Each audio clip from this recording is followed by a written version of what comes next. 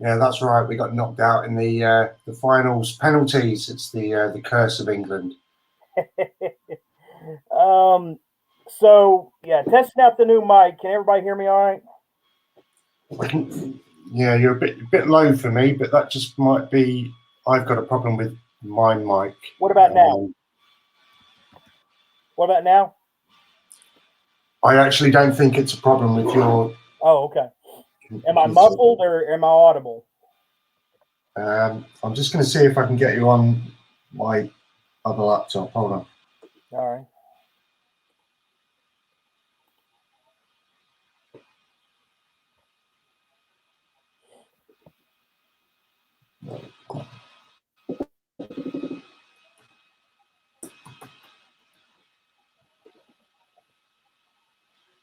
Okay.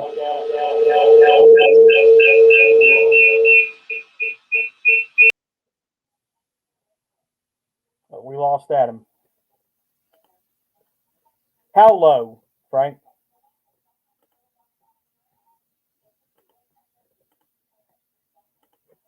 Because I got the volume turned up quite a bit. You got me? Yeah, yeah. How is it now, Adam?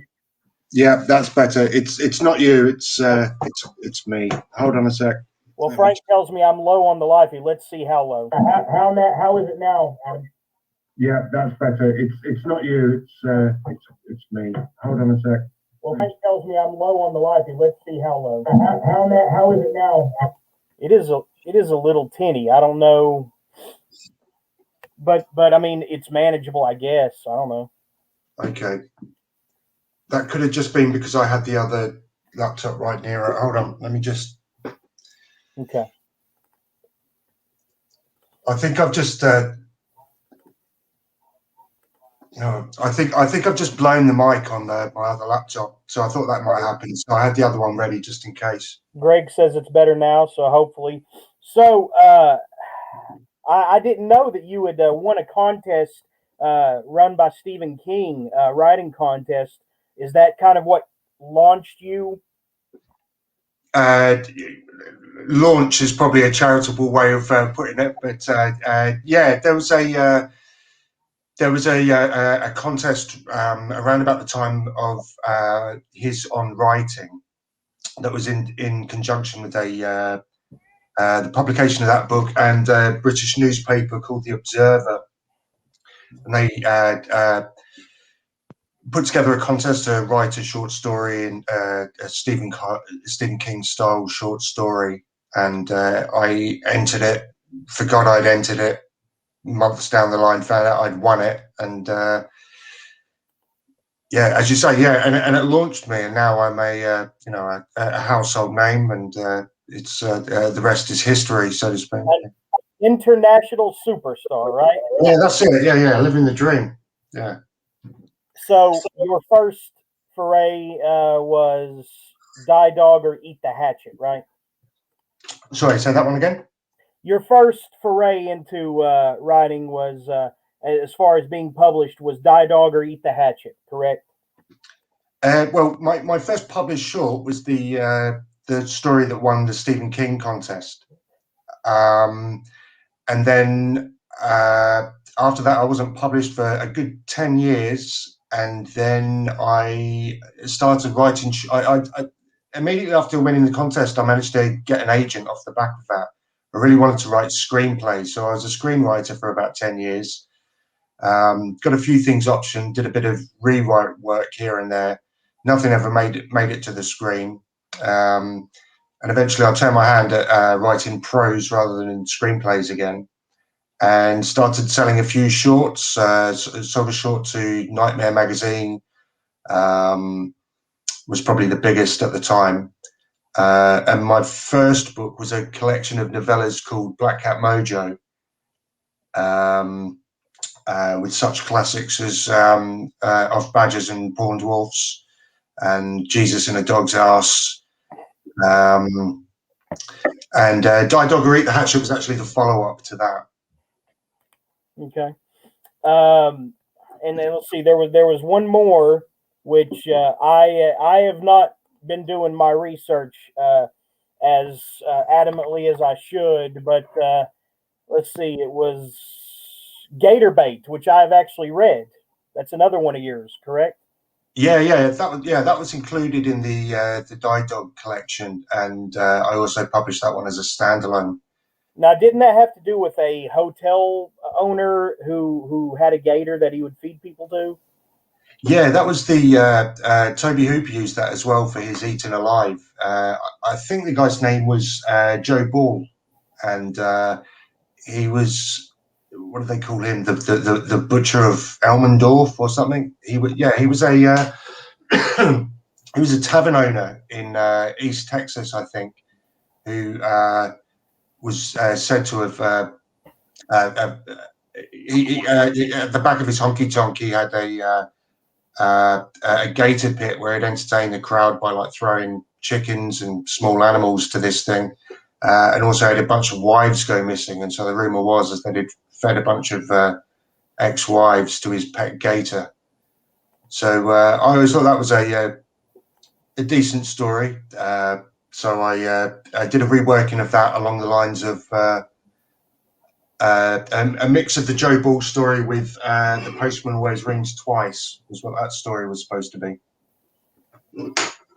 Yeah, and let's see, the Tobe Hooper film was called Eaten Alive, right? Yeah, that's right. I think it was his follow-up to Texas Chainsaw, if I'm right. Yeah, it was okay. It just didn't have that magic. That it didn't have the same magic, like evil had been bound to the celluloid, but Yeah, it was good for the pot boiler, exploitation type horror that it was.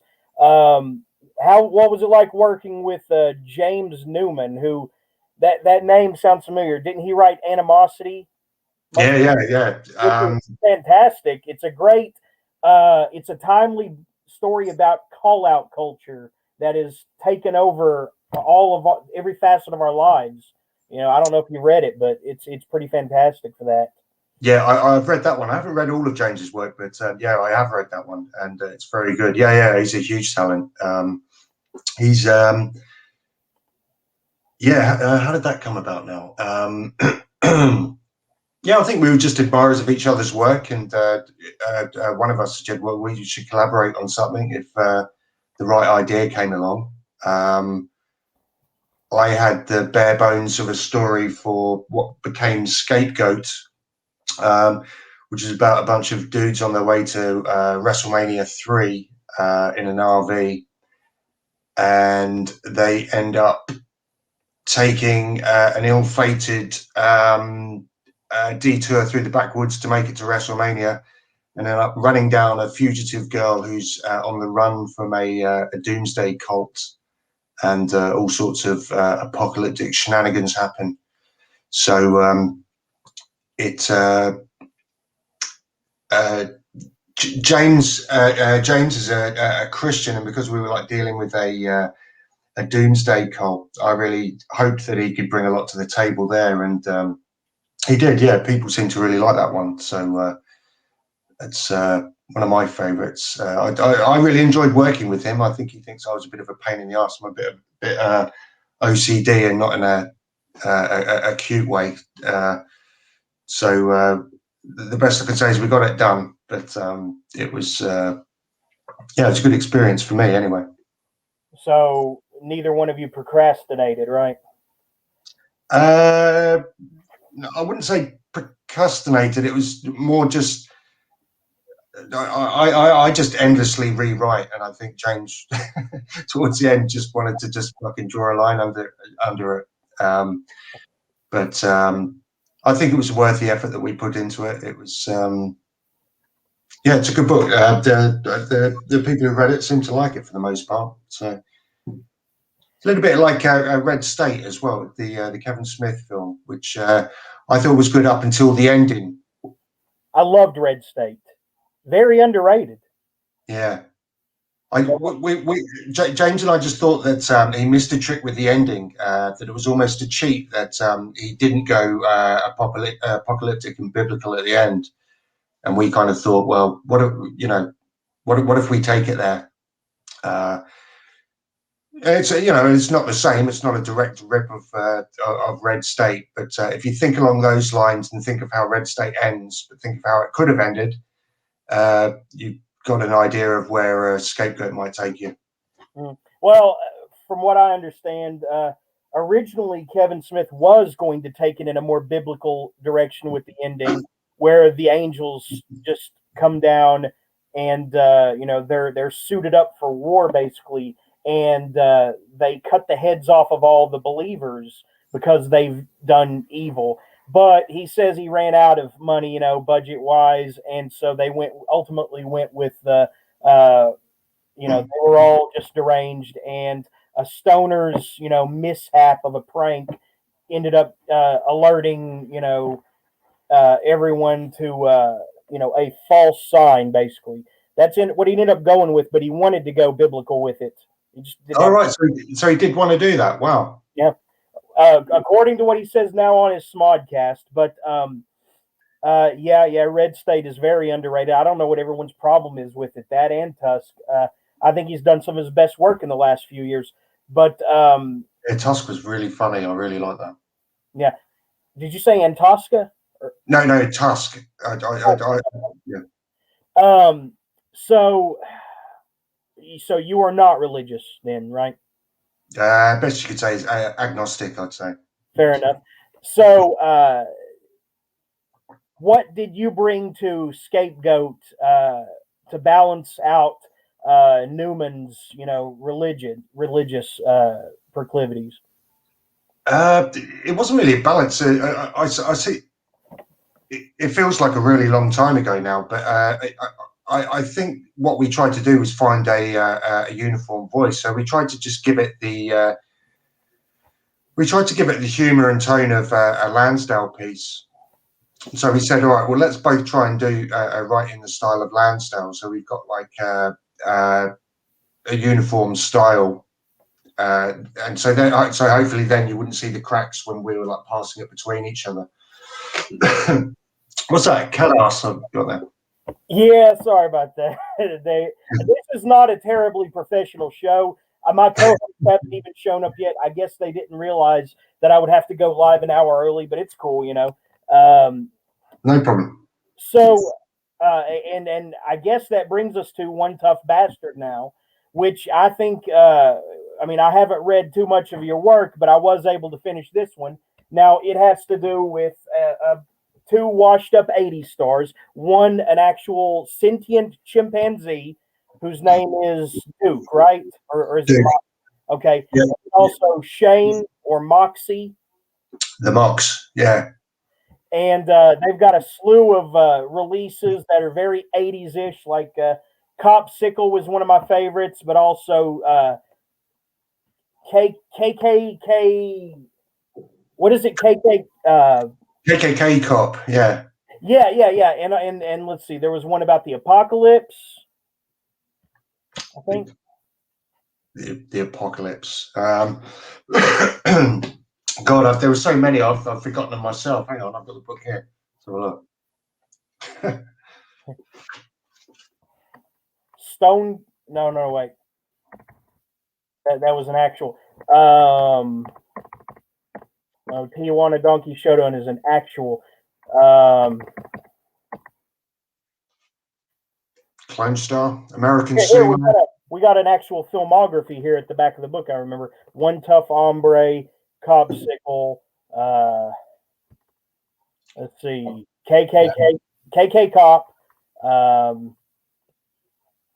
One Armed and Dangerous, Unarmed and Deadlier.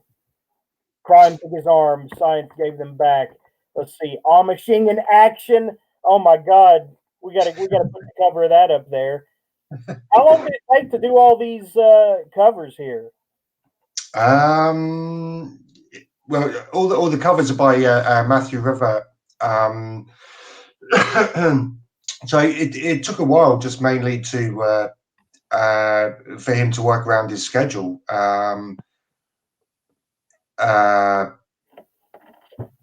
Yeah, I just gave him a general idea of what I wanted, and he came back. It's brilliant stuff. I tell you, the one that took in the Mm. The poster design that took him the longest was American Sumo, because he said that he had to individually add every hair on the model's ass there. Good Lord. Yeah, and so he said it was yeah, it took a lot out of him, that one, and he wasn't quite the same when he'd finished individually. All those dimples. Gee, yeah, Yeah, applying each hair individually. that is nuts. And I mean, to make sure that they're uh, like symmetrically correct and everything, that had to have been time consuming. Yeah, but I mean, he did such a great job.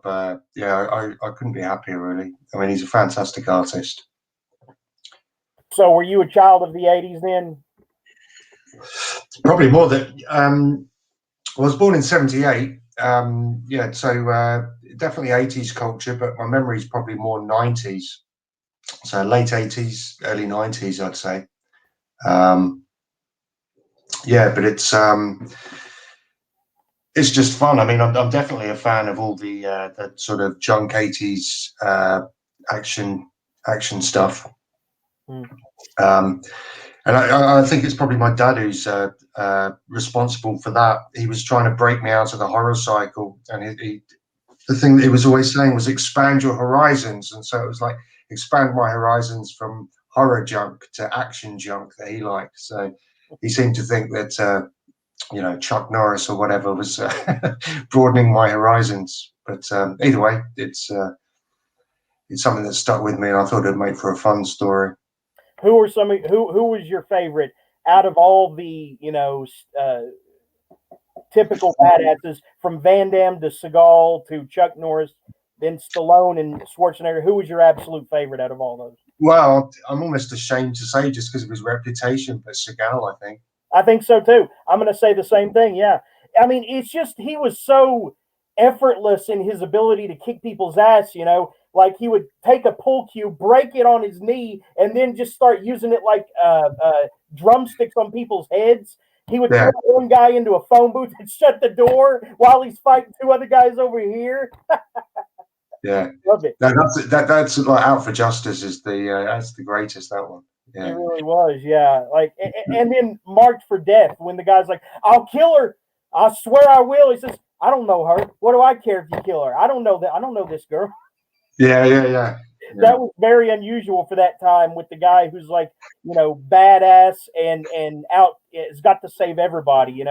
I think Chuck Norris is probably the lowest on the ladder aside from the meme ability of his, talents. I mean, I think he's below Van Damme and Seagal. He never really registered with me in the same way, you know. Yeah, I've got a real soft spot for Code of Silence. I like that one, where it takes down the warehouse at the end with the sort of the SWAT robot. Do you remember that one? No. Yeah, Henry Silver was the bad guy in that. He's a. It was kind of like Chuck Norris does Serpico. He testifies against dirty cops within the Chicago PD, and at the same time takes down the Colombians, a Colombian cartel. And it's done by Andrew Davis, who also did Above the Law with Seagal, and he did Under Siege as well. So it's actually like well made, which is not something you can say about all of these films. Above the Law was. I thought Above the Law was great. Yeah, it was. Yeah, those no, so those first four films are genuinely decent. It's just uh, yeah, he's just become a joke these days, isn't Um, well, when he started his burgeoning music career, I think that was a bit of a step into awkward territory. But and he also wrote a novel. Did you know that? Yeah, I read some of that. It's a painful read. It's kind of like you think like oh, I've got to read Seagal's novel, and then it's just like right, the joke's wearing thin at about the 20 pages in. It reads But like something. It reads like a Steven Seagal vehicle, something he would star in. So on that front, I mean, I thought it was all right. But Valley of the Shadow Wolves, I think. yeah, and But he's like a some sort of half Native American tracker or something, isn't he? Big John. What is he? Is he Italian or is he Native American or what? I don't know what he is. It's Jewish, I think, He looks Italian and acts Native American. I don't know. And and maybe and speaks black. He's got his ebonics thing that he likes doing. yeah, he's one strange duck. So did how fun was it to write One Tough Bastard? And who did you publish this with again? Was it Rooster Republic? No, no, I published that under my little boutique label, Honey Badger Press. That's right. Um, so Honey Badger has also published Scapegoat, and I did an anthology called WrestleManiacs, which are just Oh yeah, that was great. You published that? yeah, yeah, yeah. Did you read that one? Did you? Yeah, I did. Yeah, it was great. Ah, cool. I don't remember too much about it. I do remember I read it, and I can't remember all the contributing authors, but there should be more wrestling fiction out there, I think, because there's a subculture there that goes back to the Carney days and really before that, and it is fascinating. I don't know if you've ever spent time around a wrestler or been backstage, but it is fascinating the amount of intrigue that can take place, in the wrestling subculture. Yeah, they have their own terminology for things. Yeah, um, and, yeah. and Sorry, go. I was just going to say I didn't know too much about it to begin with. Someone pitched the idea to me, and I thought it was good and went with it. But aside from following wrestling as a kid when it was still the WWF, I didn't really know too much about it, but did a bit of research. And yeah, like you said, just its link to the carnies and the way that the way there was almost like a wrestling syndicate governing things before the WWF was. I just thought that was really fascinating. It's almost like the circus on steroids, isn't it? Yeah. yeah, a lot of steroids, and it's sad how many wrestlers die before they even turn 50 nowadays. Yeah. Every other week there's a new wrestler dead. Like this past week it was Mr. Wonderful Paul Orndorff, and a lot of them have concussion issues dating back to their days in the heyday of the 80s, and they die of like with dementia and everything from their concussion issues, you know. Yeah. And then you had Benoit who killed his wife and son due to chronic encephaly, uh, neuroencephaly or whatever, concussion stuff basically. Um, yeah, that they it's like someone once said they get taken out back like a horse that can't run anymore and shot in the head. It's weird how they're so disposable to the people they made money for. Yeah. But so One Tough Bastard. What I love most about it is how it's politically incorrect, and it kind of bathes in it, Whereas most of the time, there are a lot of authors who try to be apologetic for being white or being male, and I love how One Tough Bastard just revels in being what it is, which is an '80s relic, and it doesn't try to sugarcoat or put this shiny patina over things. It just is what the '80s were. Yeah. I think that's important. I like to try and credit the reader with, the intelligence enough to make their own opinion. It's not down to us as writers to preach morality. I'm not interested in that anymore. But believe it or not, I found it just from where things are politically now. I found it really difficult to write. I found myself self-censoring a lot, which sounds crazy because I know I'm skirting really close to the edge, but it was really tough. I was second guessing myself a lot and worrying about offending people. And at some point, I was cutting stuff out and then, remembering things that I thought were funny or worth putting in there, and it all went back. It all went back in just the very last draft. I just kind of thought, oh well, fuck it. Yeah. Um, while I'm remembering, Frank does want us to talk about Tijuana Donkey Show. So He wants to know about Tijuana donkey shows in particular, or Yeah, I'm sure you haven't seen one, and I don't know how plentiful they actually ever have been, but yeah, what? You could probably find them on the internet pretty easily. yeah. Well, I'm not going to confess to that, but yeah. I think that's a felony, yeah. But so yeah, talk about research or just the experience of writing that. Um, yeah, he's referring to. I wrote a book called Tijuana Donkey Showdown, which stars one of my recurring characters, who's an ex-boxer turned strip club bouncer, Reggie Levine, who is also just a shit magnet who just always constantly getting himself into trouble. And in Tijuana Donkey Showdown, it involves a literal drug mule. It involves an ex donkey adult entertainer who's being used as a literal drug mule. So there's drugs inside this ex donkey show donkey, and Reggie gets involved in this crazy adventure. So I need to be very careful that I don't admit to any bestiality fetishes, and so it's best left to the imagination. I tell you what, though, I had to. I spoke to a vet, my dog's vet, about the particulars, how you'd actually remove drugs from a donkey.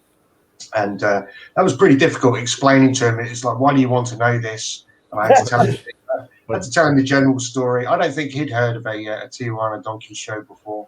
So they shoved up its ass or something.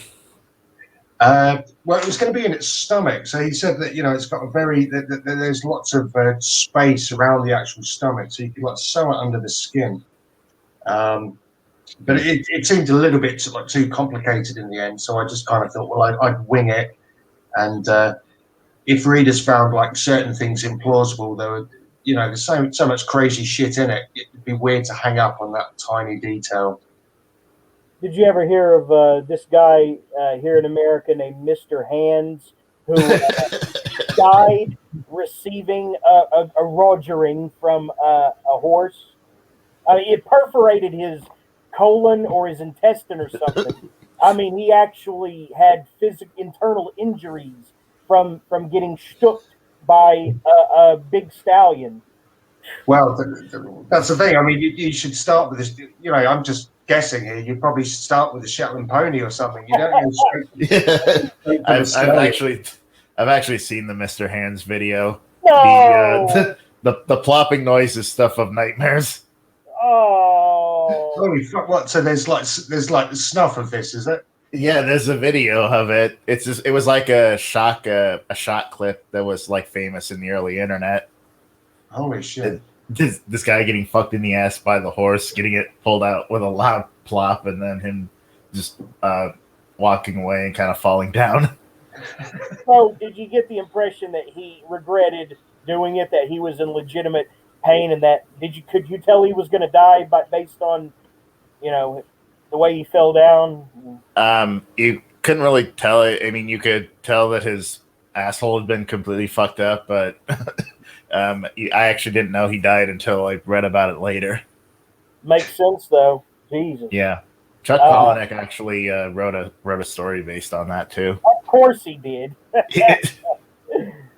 What happened to the stallion? He got put down. But was he? I thought there was a whole thing about the guy owning the pony.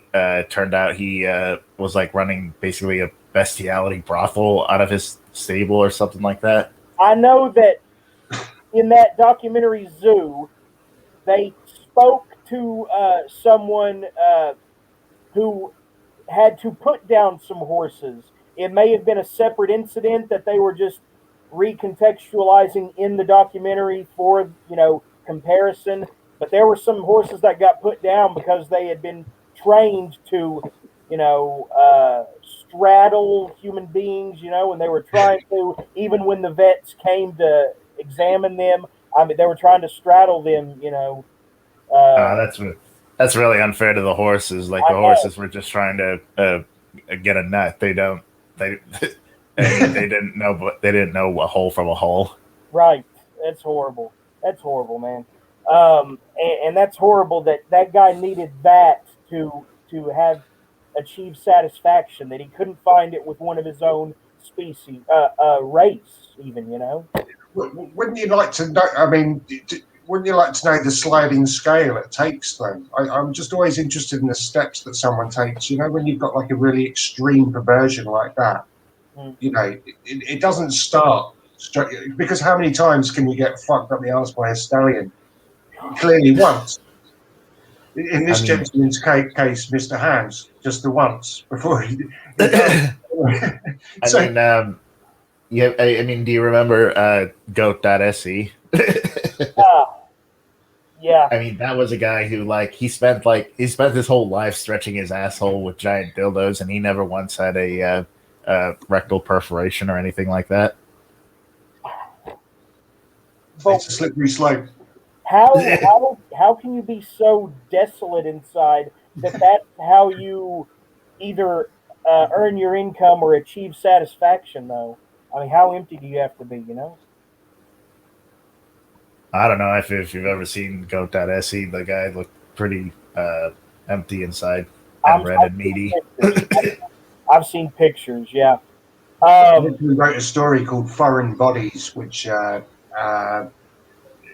it's kind of a riff on the old urban legend about the Richard Gere and the gerbil.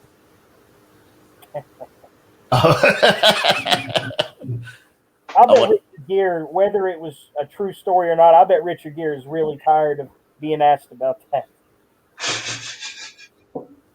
Um, Bruce Willis is another '80s star that figured in heavily with all those '80s action stars. Like Van Damme and Seagal and Chuck Norris and Schwarzenegger and everything. If you ever do a follow up to One Tough Bastard, I think Shane and Duke make it out okay. I can't remember, but one of them becoming a governor wouldn't be such a bad follow up plot. Yeah, I was actually thinking that. Oh, I've got a bit of an echo now. Hold on. Yeah, that's not on my end. You got the echo? Like one of them becoming the governor of Arkansas. You know. Yeah, I was actually toying with the idea that it'd probably still have to be set during the madness of the Trump administration. So I was thinking more along the lines of going to the White House to receive the Medal of Freedom, and then the White House being besieged by Chinese terrorists, Antifa, whoever. And so That is brilliant. I love it. So it'd be like Olympus Has Fallen, and Trump would be a character along the lines of Joe Pesci in the Lethal Weapon series. So, complaining about his bone spurs and stuff like that. That's good stuff. Yeah. So, what has the reception been to this so far? Yeah, pretty good. I mean, you never find enough readers, do you? It's hold on, I'm just reading this comment. That's good advice. I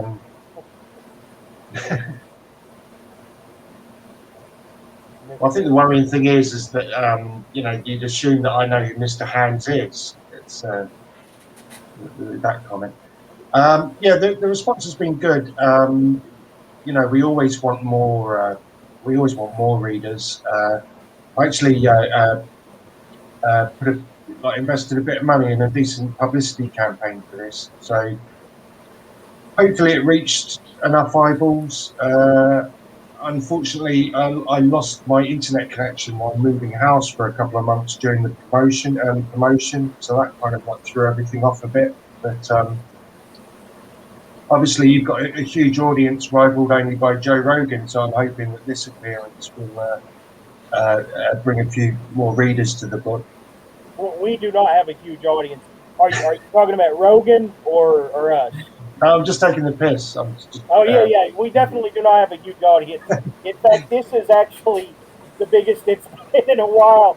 But yeah, I think Joe Rogan might be a touch of a bit of a carrot that is out of your reach at this point.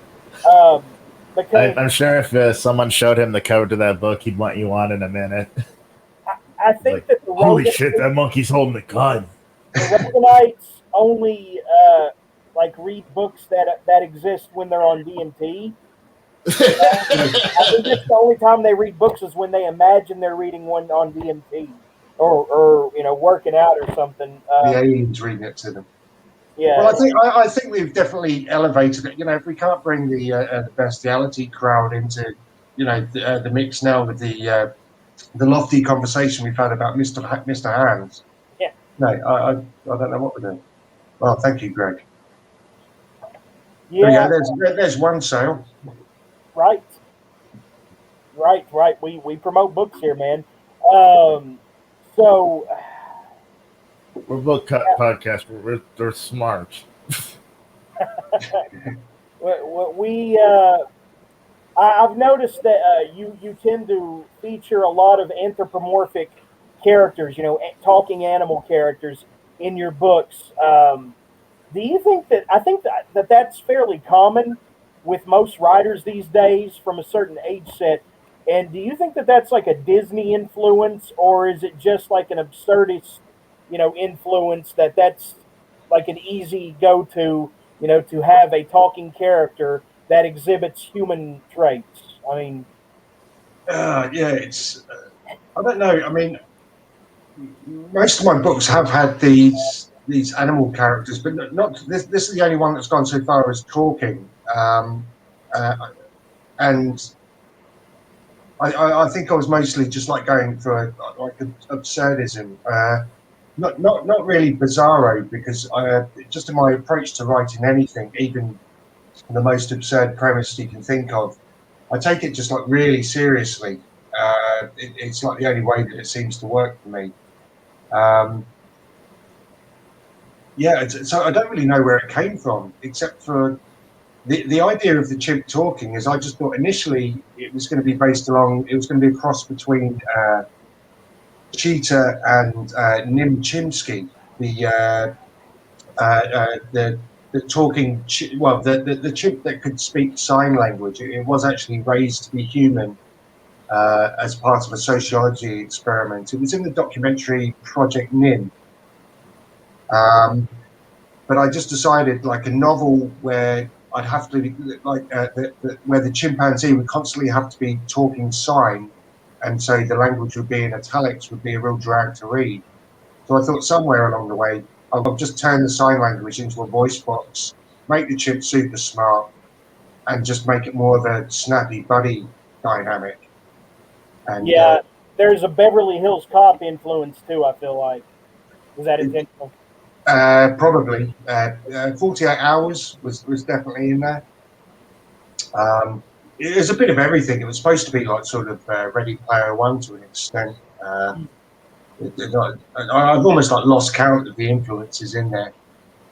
Yeah, see, name checking Ready Player One won't gain you any friends on this podcast because I'm like the only person left who actually admits they enjoyed Ready Player One for some reason, even though there were enough of you out there that bought the thing enough, and liked it at one point, and then it's like everybody got mad because they weren't the only ones that liked it anymore. And I really think that that's what drives the hatred for it these days. I don't understand it. I think it's a I've great book. I've never read Ready Player One, and I probably never will, just based on the fact that I read Ernest Cline's poetry, and it's bad, fucking bad. Most poetry is bad. You didn't No, read no, the you're poet. wrong. Ernest You didn't. Cline makes it. Ernest Cline is his poetry is just like icky bad. Hmm. Like reading it makes me feel like I need to go take a shower or something. Is it that sing-songy like eighth grader in creative writing class? The One way of his poems. One of his poems is well, called One of his poems is called "Nerd Porn Auteur." Auteur. Yes, Oh, Jesus. I've heard worse. it I've made me heard, want to throw up when I read it. I've been in enough creative writing classes to hear the girls that are all the way you hold me and tell me everything's going to be okay, and they call it poetry, and it's just, or the ones that have to rhyme everything moon, June spoon, or tonight, life, mine, oh I God. I did Poetry, read. poetry. I did listen to the podcast that Mike Nelson from MST3K is on, called 372 Pages We'll Never Get Back, where they go through Ready Player One as one of the first books they look at and deconstruct it. And yeah, it's pretty bad. Even like on a like technical level of prose, it's the stuff they pull out just sounds like shit. Didn't you say Mike Nelson used to be a teacher? I don't think so. Not that I know of. I imagine stuff is said on here these days more than what is actually said, apparently. So it's all just congeals now. But do you ever think you'll write a love, like a kind of a love, note to the '90s, or the way you did with the One Tough Bastard in the '80s, Adam? Um,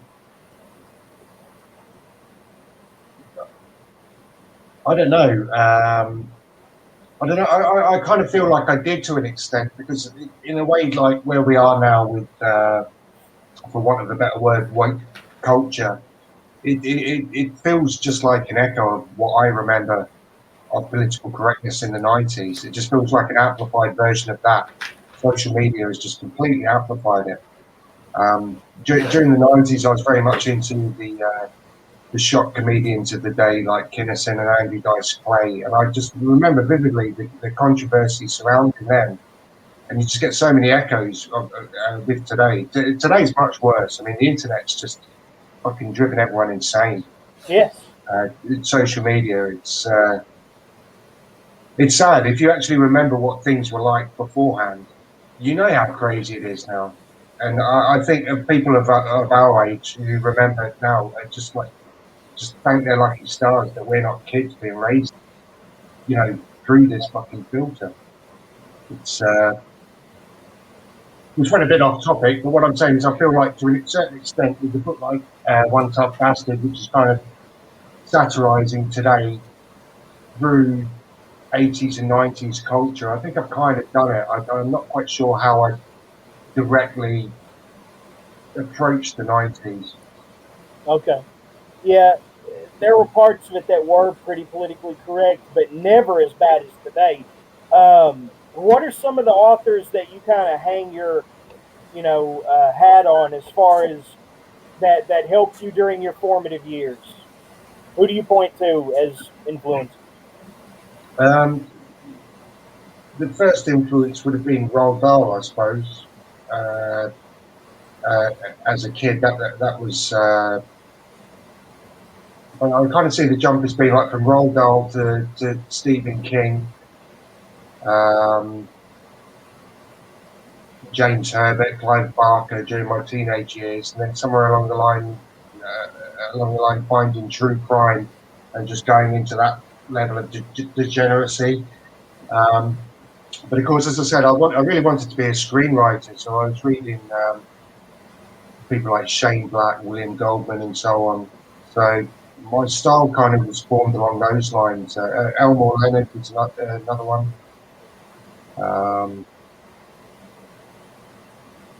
Yeah,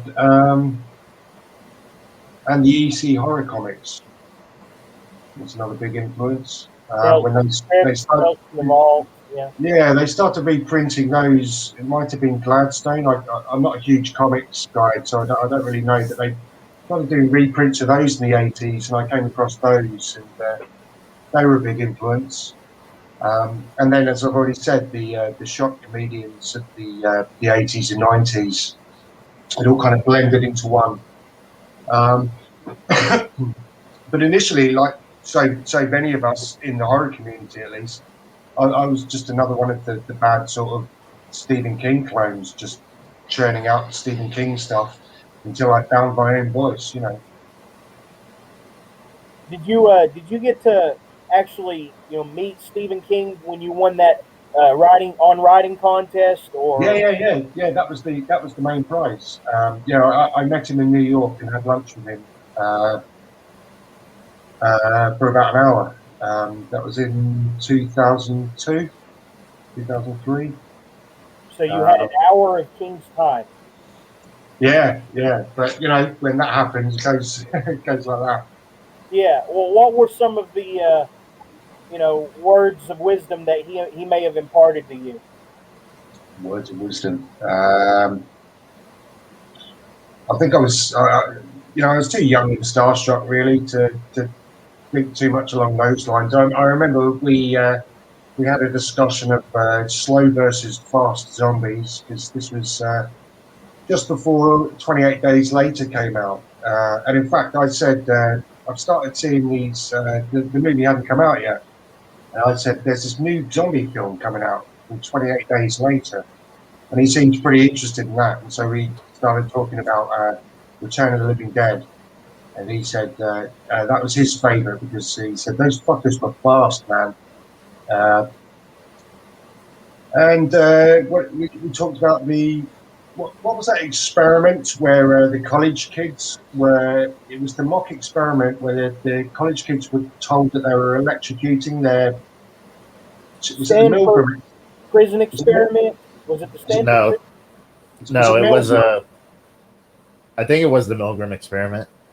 It was Oh something, yeah. but I think it was to do with Stanford. Well, anyway, we were talking about that because his UK editor came with me to the lunch as the chaperone, and she was, she's a high society lady, and so he was asking her, if consequence was removed, would you zap the person on command? And she was like, oh no, couldn't possibly.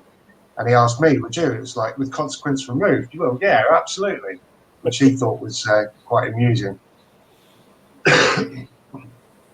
Yeah, when they were told that they weren't being they were told that they weren't being monitored or they didn't have to face consequences for uh, like getting no, physically punishing each other or something. Is that right? Or maybe I'm mixing that up with the prison experiment. Yeah, it was something like that, and they just had to press the button, which would deliver an electric charge to the person opposite them, and it was to test their reaction to causing the other person pain. But they weren't. There was actual no electric shock. The person that they were like zapping, it was an actor. Oh, well, thank God. So, I mean, so you didn't pick up any like pointers or little nuggets of wisdom from your talk with King. It was kind of just what chit chat. Yeah, pretty much. I mean, the biggest thing that he said was don't give up, and you think that that's pretty basic advice, but you know it was 10 years longer maybe from winning that contest. My first published sale, uh, first publication was in Stephen King's book. It was in the paperback version of On Writing. Um, and I was 22, 23. So naturally, I thought I'd fucking made it. I thought I was a peer of Stephen King at that point, but it was over 10 years before I sold anything again. So in terms of giving me advice, don't give up. It's, you can't really do better than that. Don't give up. I think the main contention I had with on writing as an instruction, on writing was basically that I had a problem with him saying basically that to keep the adjectives to a minimum.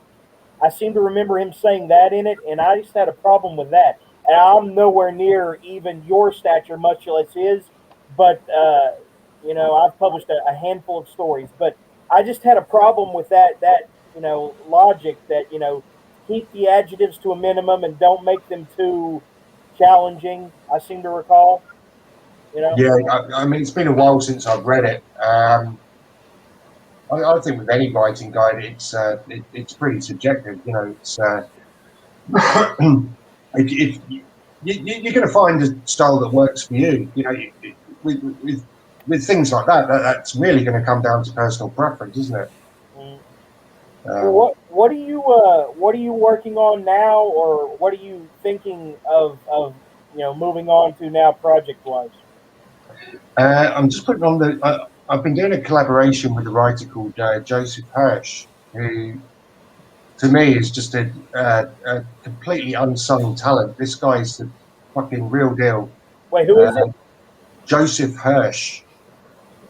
Okay, not Um, familiar. he's uh, he's written a shitload of stuff. What do you got?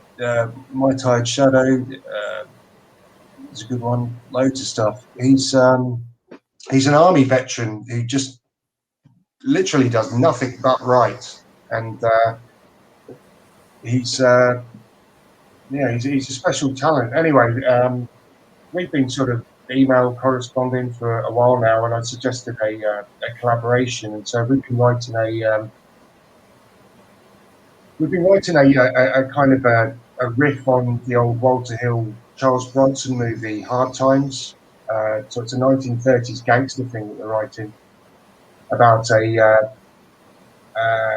veteran of the First World War who infiltrates a mob-run underground fighting racket to investigate the murder of his war buddy friend. Uh, I think we've come up with something really special with this one. It's a pretty fierce fucking book. So we're putting I finishes. love it. I love it when people can stump me on an author that I've never heard of. Uh, that this one seems to be a title that sticks out the most to me. So I might give that a try. American Pig Dogs, which also looks kind of I don't know, World War One ish, or like the Second Reich, Prussia or something. That headgear looks like it might be Prussian, like from Could be. yeah. The thing with Joe, I don't think I've met. Well, I haven't met another writer who's not only as prolific, but can just he can just write in any genre with just authority that is rare. Um, he actually reminded me a bit. I saw the show with I may be pronouncing his name incorrectly, Ed Erdelet. Uh, Joe sort of when you were speaking to Ed reminded me a bit of Joe. Just the varies of the stuff that Ed can do reminds me a bit of Joe. Who is it? Ed Erdelat. Oh yeah, Monstrum Fuhrer, Yeah. Nazi Frankenstein. We've spoken to him. I love that, man. Monstrum Fuhrer is like the best Frankenstein story I've ever read, even more than Mary Shelley. I mean, But but you sent me the link to that show that he was on, and he was talking about his work in general, and just I just thought he just really reminded me of Joe, like his ability to work in so many different genres. Because not only did he do the Frankenstein thing, but the thing that caught my attention is he seemed to have done that weird blaxploitation occult detective story. Zora Neale Hurston versus the Elder Gods, like in Cthulhu of Lovecraftian fiction. So I mean that yeah, sounds fucking wild. Yeah. yeah, you got a civil rights woman, a leader who's going up against Cthulhu in at the height of uh, what would you call it, suffrage, or I don't know, segregation, I guess. Yeah, segregation. So yeah, I mean he definitely has a fresh take on historical things, which you need. You constantly have to reinvent the wheel with historical figures. Otherwise, you're just treading on someone else's uh, uh, sloppy seconds. Yeah. So so that's the next project that hopefully will be done. It's called the Polak, by the way, um, and that hopefully that will be done in the next month. So we'll start looking for a home for that one. And beyond that, The Polak or Polak or Polak. yeah, the Polak, basically what we've done is we tried to write a printed page Charles Bronson story, and so Charles Bronson's real name was Bakinski. So our lead character is called Bakinski, and he's Polish, and so he's mixed with these gangsters, and they're all calling him Polak. So he's the Polak. So yeah, Bronson. There's another '80s, relic. Yeah, yeah, Death Wish, right? yeah. Ben, did you have any questions? Not at the moment, no. Okay. Well, Still reeling from Mr. Hands. Mr. Hands. Yeah, Mr. Hands is still reeling from Mr. Hands. And can you imagine anybody who was related to the guy, how the stigma that they have to live with every day? Oh my God. Well, these days, though, people are shameless. They'd probably, they'd probably volunteer, that I'm related to Mr. Hands. Yeah. Might It's go like, I've got Mr. Hands t-shirts. Yeah, it'd be, I'm related to Mr. Hands, and here's my OnlyFans. Yeah. Jesus. Yeah. That is one And on my OnlyFans. PayPal. I'm still hurting from it. Oh, man. Well, so that's going to be out in a month, huh? The Polak? No. We're finishing it. We'll be looking for a publisher for that one. Oh, okay. Yeah. By you and Joseph Hirsch. Joseph Hirsch, yeah. But seriously, he's very prolific. So there's like loads of stuff. But he's the real deal, Joe is. Yes, sir. I will definitely check him out. Gregor, did you have a question for Adam? No, not at this moment. No, thank you. Though. Thanks, Gregor. Oh, you guys we contribute a lot to the show. Yeah. You guys know each other? No, we don't. Oh, okay. Well, Adam, I'm sorry that I didn't get a chance to review your previous works, but One Tough Bastard, was a joy to read, and definitely an improvement on Gator Bait, which was kind of just, it's not much more than the sum total of what it advertises. I mean, but One Tough Bastard, I can definitely tell that you wrote it with care, and it's a love letter to the '80s. So Thank you very much. yeah, well, thank you for your time, and I'm glad we were finally able to get this, to realize this meeting of the minds.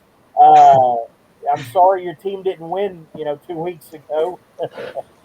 Yeah, I'm sorry it took so long, but I appreciate you having me on. Thank you very much. All right. Yeah, thanks for coming. Have a great night. Have a great night. Thank you. Have a good day. Bye.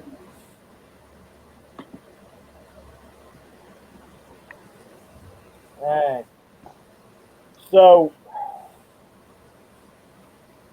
now what? Who the fuck? Why? I didn't know you guys were starting an hour early. Well, he's in the UK.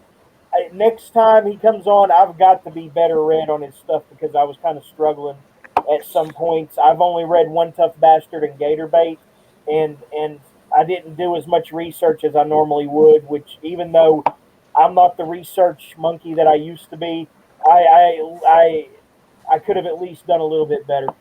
How can anybody drink this swill?